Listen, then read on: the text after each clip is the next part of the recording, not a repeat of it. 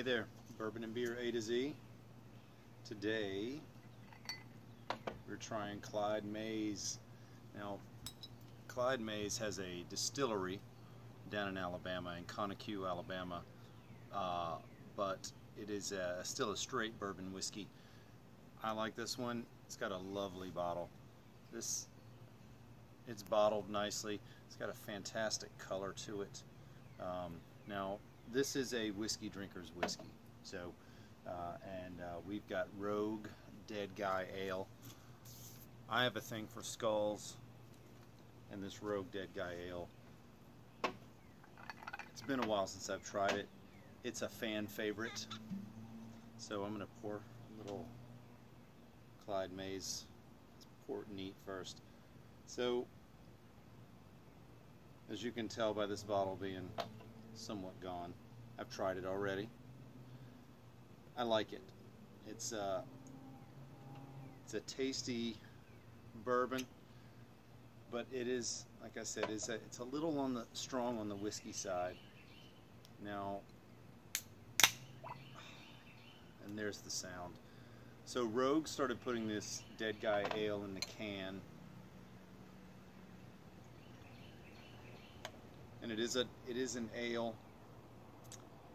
Let's see, it's a Maibach style, robust malt profile. You can see that's some good stuff. It's got some great color to it.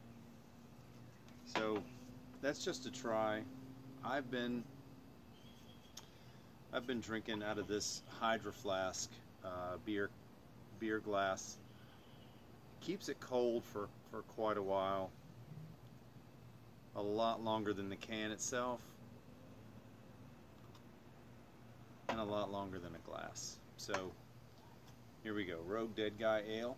Let's give it a shot. So the ales aren't as hoppy.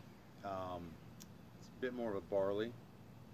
It's a Maibach, so it's going to be a little bit on the milder side. So if you're not a hoppy beer drinker, man, Rogue aims to please there, and they hit their mark.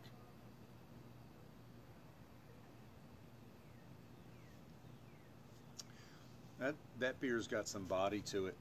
It's that's certainly a robust flavor. Remember we tried the Billy Beard Maibach recently.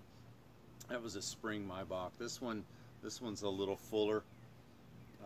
It's got a fantastic, just a good flavor palette from start to finish. It's not so strong on the bitter side. Do we have an IBU? So this is a 6.8 ABV, and no listing of the IBUs on this one, but just a really cool can. We'll set that aside. We'll pair it. So got the Clyde Maize here. Neat. Now, like I mentioned, this is a little bit stronger on the whiskey side. I'm really not sure of the rye profile on this, but it's you can smell the alcohol pretty good in that. And you can smell the oak barrels.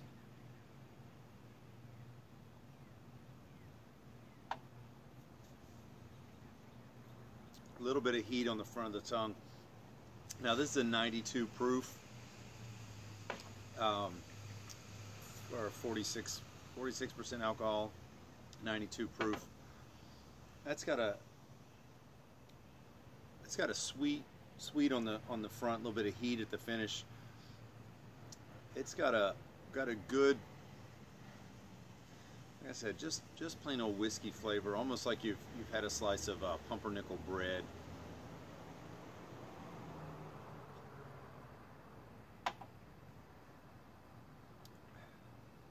Sweet, good smoothness to it. It doesn't have a tremendous amount of bite there at the front end. So I'm interested to see it on ice. I don't think I've tried it on ice yet.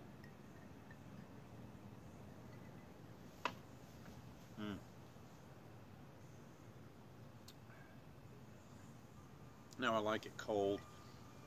The heat's taken out of it when you pour it on ice like this. That color is nice. That good rich caramel color to it. The sweetness comes out. The vanilla comes out when you pour it on ice. The heat kind of muddles keeps that vanilla and caramel. Keeps that keeps some of the, you feel the sweetness, taste the sweetness with it neat.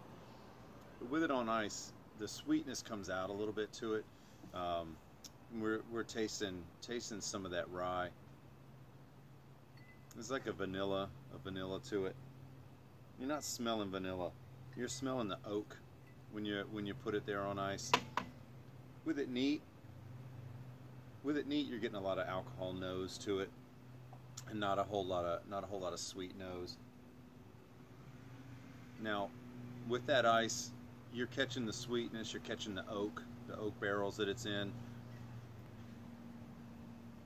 and I think Taylor over at Iroquois Wine and Spirits here, he said that this is coming in a they use apple peel with that, and you're getting a good flavor of that. It doesn't taste like apple. I wouldn't go so far as to say that there's an apple flavor to it, but you can certainly taste that there's some of those tannins from the rind in there, from that apple peel.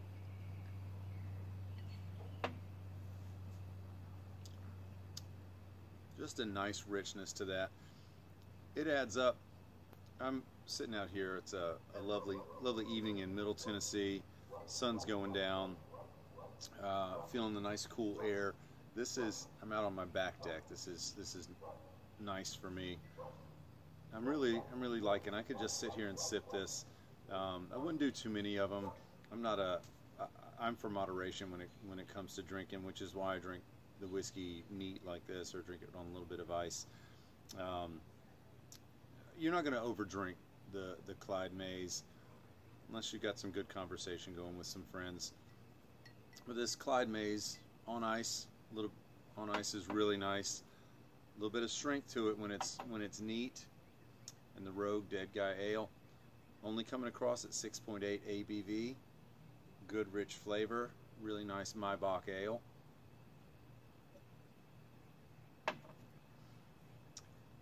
And to be honest, that pair with it neat, chase it with a little bit of that Rogue Dead Guy ale.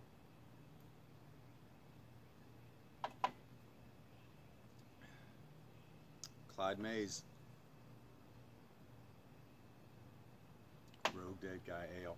Now, Clyde Mays has three types. I go for the straight bourbon whiskey. I don't like their other whiskey that they have as much as I like this one. This is sure to please. Put it in your stock. Break it out when you got some friends over who don't mind a whiskey with something to it. And this is what I got when some of my favorites aren't on the shelf. So it's about $40 a bottle. The Rogue Dead Guy's coming across at around $2 a can, which is pretty good for that small batch. Rogue's been around for a while, and they keep continuing to perfect the craft. So Rogue Dead Guy Ale, Clyde Mays Straight Bourbon Whiskey out of Conaque, Alabama. This is Bourbon and Beer A to Z. Hope you have a great night. Taylor over at Iroquois Wine and Spirits, thanks for the suggestion. Appreciate it.